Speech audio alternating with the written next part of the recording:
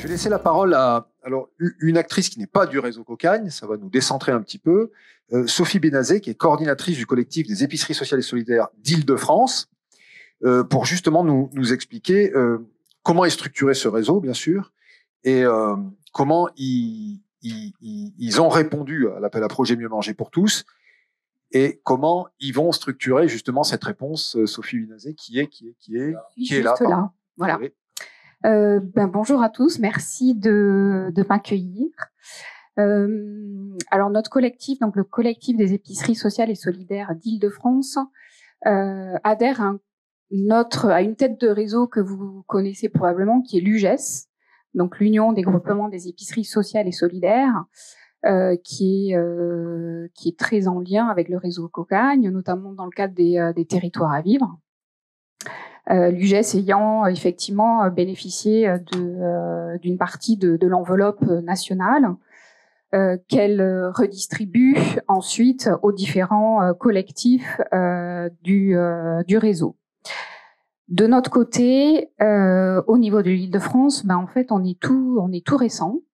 À la différence du GESRA, par exemple, en Auvergne-Rhône-Alpes, qui a une vingtaine d'années.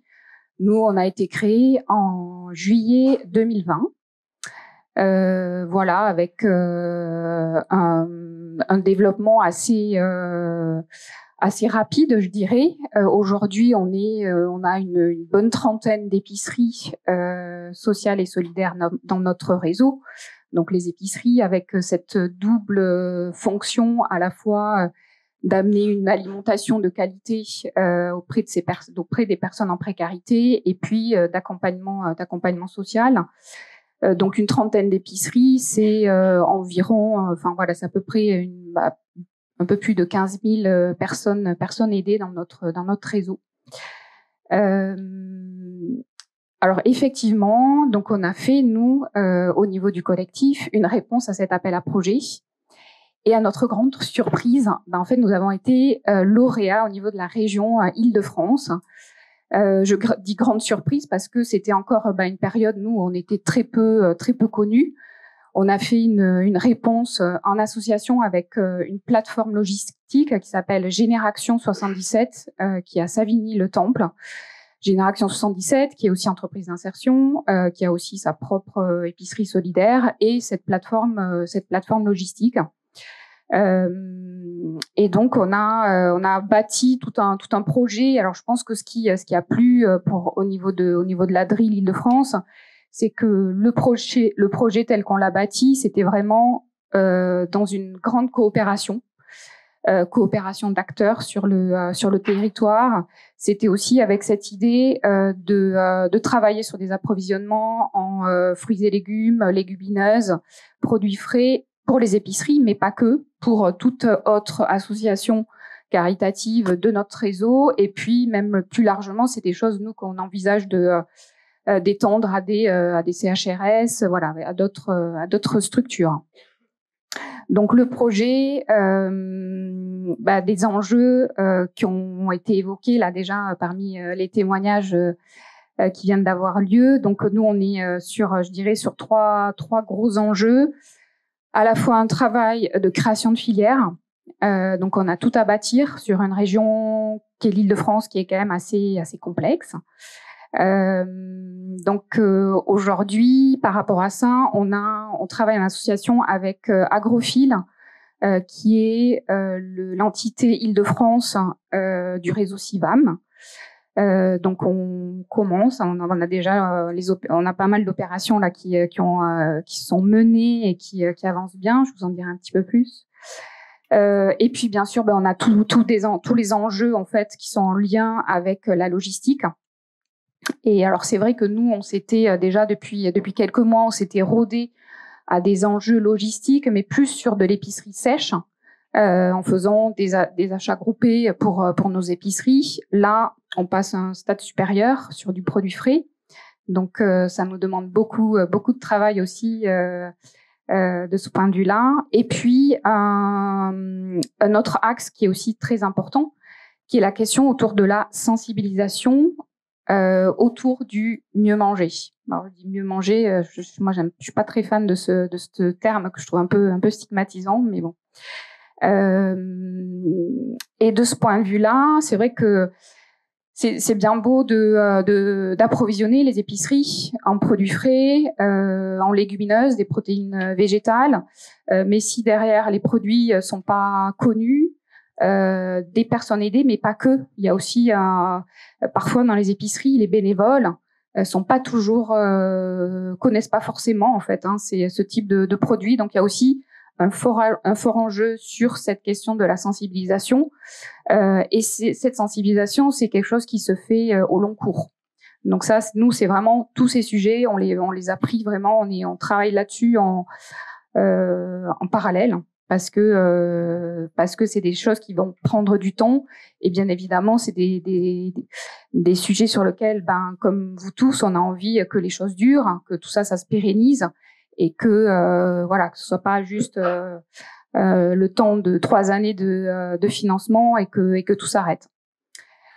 Pour revenir au premier point, côté création de filière, je rejoins un certain point, c'est que là, nous, on a un gros enjeu justement d'acculturation.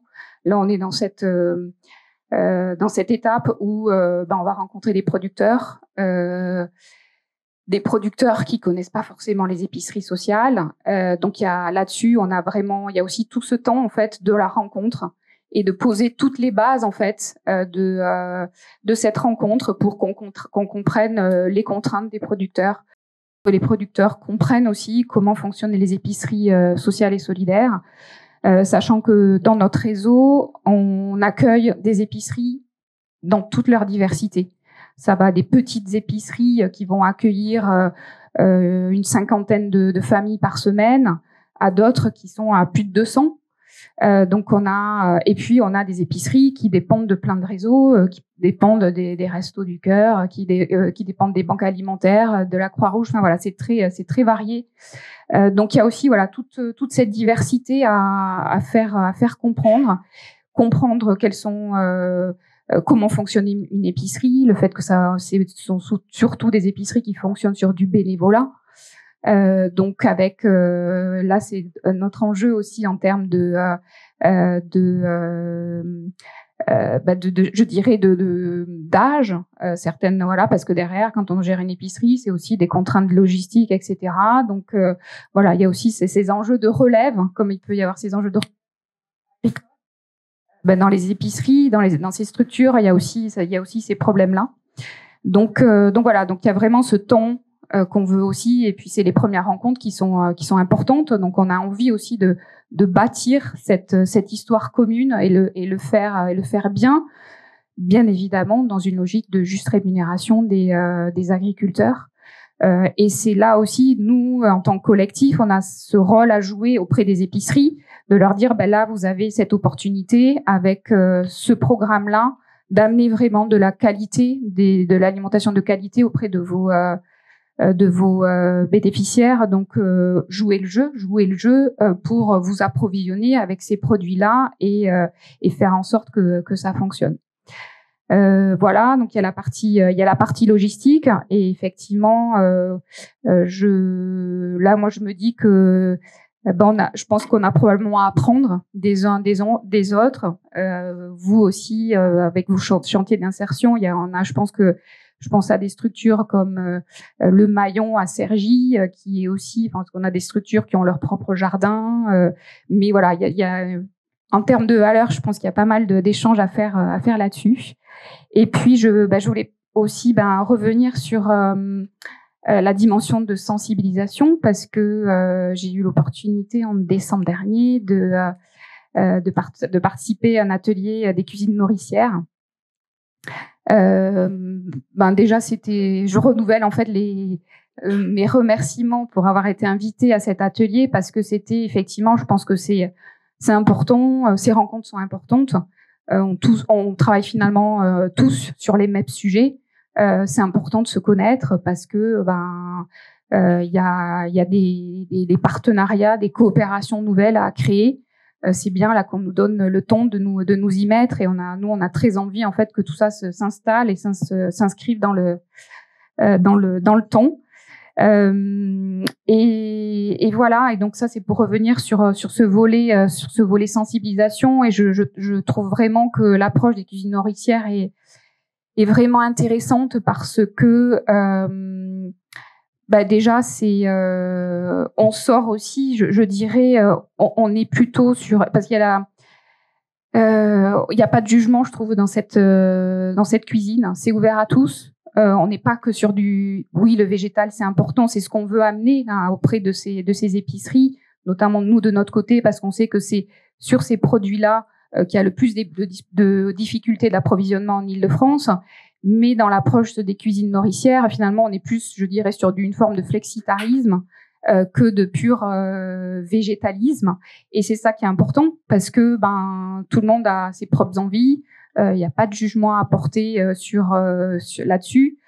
Pour revenir sur des questions d'alimentation santé, ce qu'il faut comprendre aussi, c'est que les personnes qu'on accueille dans les épiceries, il y en a beaucoup qui sont totalement sensibilisées à ces questions-là, parce que c'est souvent des personnes qui ont des problèmes de diabète, des problèmes d'obésité. Donc elles ont quand même aussi cette culture en fait en partie de l'équilibre alimentaire. Donc là, avec des solutions autour des cuisines nourricières qui au-delà, je trouve que moi on sort un petit peu des clichés très autour purement de la nutrition, de la génétique. On reparle du goût de la saveur des aliments.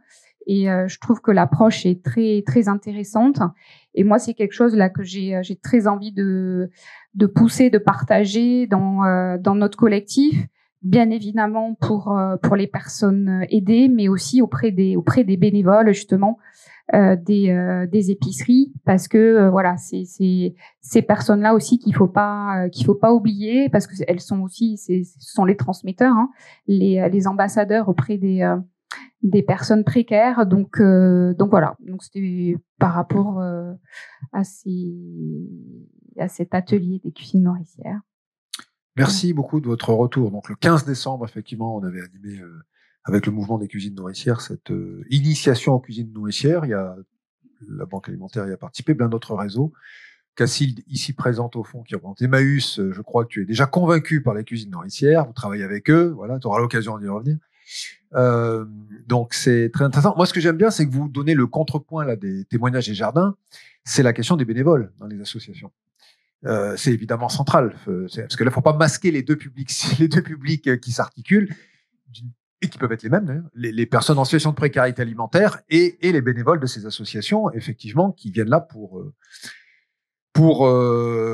ce qui leur tient à cœur, mais également pour se faire plaisir, etc. Et peut-être qu'il y a aussi des perspectives de renouvellement ou d'accompagnement des pratiques bénévoles autour de ces formations cuisine nourricière, etc., qui peuvent remobiliser les bénévoles, voire même, on le citait tout à l'heure en ouverture, demain, et c'est pour ça que nous on pense que c'est un support intéressant, développer du service civique sur ces missions d'animation du bien vivre alimentaire, d'animation des cuisines nourricières, de la cuisine de rue, etc., où là c'est des missions super valorisantes et qui ne relèvent pas d'une substitution à un emploi salarié.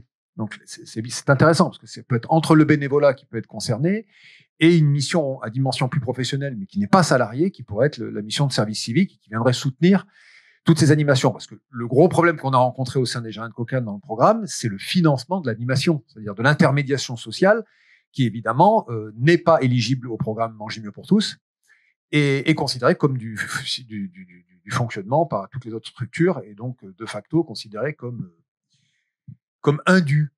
On fait ça gratuitement, quoi, en fait. Alors, ce que n'a pas évoqué Célia, elle l'a évoqué en creux, où vous l'avez dit, c'est le temps de travail d'ingénierie qui n'est pas comptabilisé dans les tâches salariées, par exemple, des structures pour cette ingénierie-là. Là, on atteint aussi des limites. L'aventure peut être passionnante, elle relève d'un travail bénévole, fait par des salariés, puisqu'on est en surtravail. Donc là, il va pas falloir masquer longtemps non plus ces enjeux-là. Donc ça pose bien. Cette articulation montre bien qu'il y a différentes formes de travail et différents statuts qui sont mobilisés pour faire réussir ce projet. Il y a du bénévolat, il peut y avoir du service civique, il y a du bénévolat accompagné qui sont en fait les personnes en situation de précarité alimentaire, qui sont en situation bénévole finalement sur cette démarche, des salariés qui surtravaillent par ailleurs et qui font du bénévolat. Enfin voilà, il ne faudrait pas masquer ces enjeux du travail. Nous, ça nous compte beaucoup au sein du réseau Cocagne pour pour créer un système qui ne tiendrait que par notre surtravail ou par la sous-valorisation du travail des bénévoles. Vous voyez, enfin, c'est pas négligeable, hein, parce que comme on est un peu fatigué déjà, si on se remet des... Voilà. Et puis, notre boulot à nous, on l'avait fait sur Travail à Vivre, c'est de dire, nous, on peut pas avancer si ça, c'est pas payé, en fait. Voilà. Donc, le coût d'ingénierie, le coût d'animation, bah, ça fait partie du projet. Et ça peut pas être masqué au principe qu'on est des associations et qu'on fait tout ça gratuitement pour la gloire, quoi.